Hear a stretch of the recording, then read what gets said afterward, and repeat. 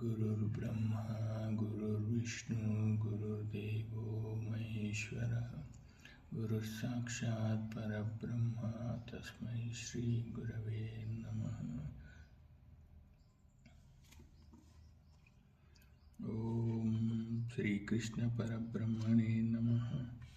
श्रीमद्भगवद्गीता अथ द्वादशोऽध्यायः भक्तियोगः। अर्जुन उवाच एवं सततयुक्ता ये भक्ताः त्वां पर्युपासते ये चाप्यक्षरमव्यक्तं तेषां के योगवित्तमाः। श्रीभगवानुवाच मय्यावेश्य मनो ये मां नित्ययुक्ता उपासते श्रद्धया पर्योपेतास्ते मे युक्ततमा मताः। ये त्वक्षरमनिर्देश्यम् अव्यक्तं पर्युपासते सर्वत्र गमचिन्त्यं च कूटस्थमचलं ध्रुवं संनियम्येन्द्रियग्रामं सर्वत्र समबुद्धयः ते प्राप्नुवन्ति मामेव सर्वभूतहिते रताः। क्लेशोऽधिकरस्तेषाम् अव्यक्तासक्तचेतसाम् अव्यक्ता हि गतिर्दुःखं देहवद्भिरवाप्यते। ये तु सर्वाणि कर्माणि मयि सन्न्यस्य मत्पराः अनन्येनैव योगेन मां ध्यायन्त उपासते तेषामहं समुद्धार्ता मृत्युसंसारसागरात् भवामि न चिरात् पार्थ मय्यावेशितचेतसाम्। मय्येव मन आदत्वा मयि बुद्धिं निवेशय निवशिष्यसि मय्येव अत ऊर्ध्वं न संशयः।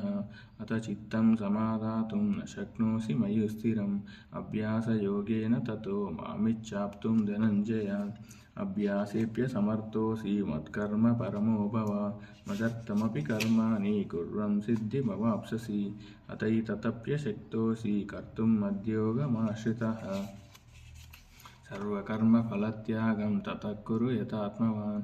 श्रेयो हि ज्ञानमभ्यासात् ज्ञानाद् विशिष्यते ध्यानात् कर्मफलत्यागात् त्यागात् शान्तिरनन्तरम्। अद्वेष्टा सर्वभूतानां मैत्रः करुण एव च निर्ममो निरहङ्कारः समदुःखसुखक्षमी सन्तुष्टः सततं योगी यतात्मा दृढनिश्चयः। मय्यर्पितमयो बुद्धिः यो मद्भक्तः स मे प्रियः। यस्मान्नो द्विजते लोको लोकान्नो द्विजते च यः। हर्षामर्षभयोद्वेगैर्मुक्तो यस्य च मे प्रियः। अनपेक्षशुचिर्दक्षः उदासीनो गतव्यतः सर्वारम्भपरित्यागी यो मद्भक्तः स मे प्रियः। यो न हृष्यति न द्वेष्टि न शोचति न काङ्क्षति शुभाशुभपरित्यागी भक्तिमान्यस्य मे प्रियः। समशत्रौ च मित्रे च तथा मानापमानयोः शीतोष्णसुखदुःखेषु समसङ्गविवर्जितः। तुल्यनिन्दास्तुतिर्मौनी सन्तुष्टो येन केनचित् अनिकेतः स्थिरमतिः भक्तिमान् मे प्रियो नरः। ये तु धर्ममिदमिदं यदोक्तं पर्युपासते श्रद्धाना भक्तास्तेतीव मे प्रियाः। इति श्रीमद्भगवद्गीतासु उपनिषत्सु ब्रह्मविद्यायां योगशास्त्रे श्रीकृष्णार्जुनसंवादे भक्तियोगो नाम द्वादशोऽध्यायः। ओम श्रीकृष्णपरब्रह्मणे नमः। श्रीमद्भगवद्गीता अथ पञ्चदशोऽध्यायः पुरुषोत्तमप्राप्तियोगः। श्रीभगवानुवाच ऊर्ध्वमूलमधःशाखम् अश्वत्थं प्राहुरव्ययं छन्दांसि यस्य पर्णानि यस्तं वेद स वेदवित्। अधश्चोर्ध्वं प्रसृता तस्य शाखा गुणप्रवृद्धा विषयप्रवालाः। अधश्च मूलानि सन्ततानि कर्मानुबन्धीनि मनुष्यलोके।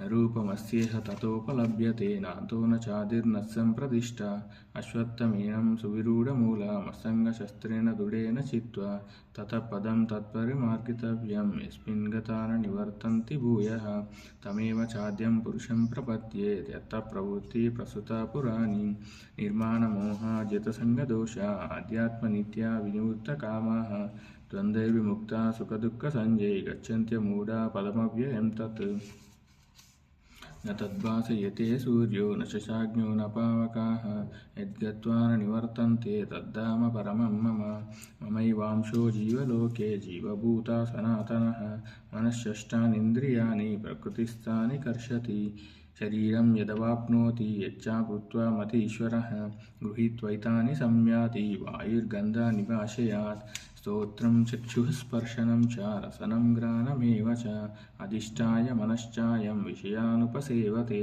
उत्क्रामन्तं स्थितं वापि भूज्ञानां वा गुणान्वितं विमूढानानुपश्यन्ति पश्यन्ति ज्ञानचक्षुषः यतन्तो योगिनश्चैनं पश्यन्त्यात्मन्यवस्थितं यतन्तो प्रकृतात्मानो नैनं पश्यन्त्यचेतसः यदादित्यगतं तेजो जगद्भासयतेऽखिलं यच्चन्द्रमसि यच्चाग्नौ तत्तेजो विद्धि मामकं गामाविश्य च भूतानि धारयाम्यहमोजसा पूष्णामि चौषधी सर्वा सोमो भूत्वा रसात्मकः अहं वैश्वानरो भूत्वा प्राणिनां देहमाश्रितः प्राणापानसमायुक्तः पचाम्यन्नं चतुर्विधम् सर्वस्य चाहं हृदि सन्निविष्टो मत्तः स्मृतिज्ञानमपोहनं च वेदैश्च सर्वैरहमेव वेद्यो वेदान्तकृद्वेदविदेव चाहं द्वाविमौ पुरुषौ लोके क्षरक्षाक्षर एव च क्षरः सर्वाणि भूतानि कूटस्थोऽक्षर उच्यते उत्तमः पुरुषः सन्यः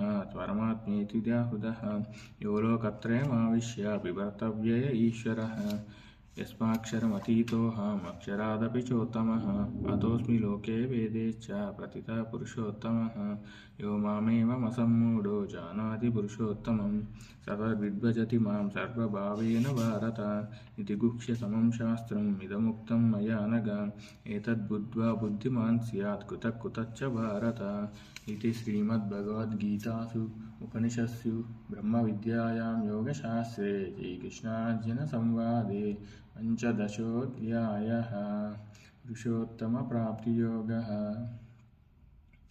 ॐ गीतामहत्यमुद्धरोवाच भगवन् परमेशान भक्तिरव्यभिचारिणी प्रारब्धं भुज्यमानस्य कथं भवति हे प्रभो श्रीविष्णुरुवाच प्रारब्धं भुज्यमानोऽपि गीताभ्यासरतः सदा समुस्तस्य सुखी लोके कर्मणा नोपलिप्यते महापापादिपापानि गीताध्यानं करोति चेत् क्वचित् स्पर्शनं कुर्वन्ति नलिनीदलमम्बसा गीताया पुस्तकं यत्र यत्र पाठः प्रवर्तते तत्र सर्वाणि तीर्थानि प्रयागादीनि तत्र वैः सर्वे देवाश्च ऋषयो योगिनः पन्नगाश्च ये गोपाला गोपिका वापि मानादोद्धवपार्षदैः सहायो जायते शीघ्रं यत्र गीता प्रवर्तते यत्र गीता विचारच्च। हरि ओं तत्सत्।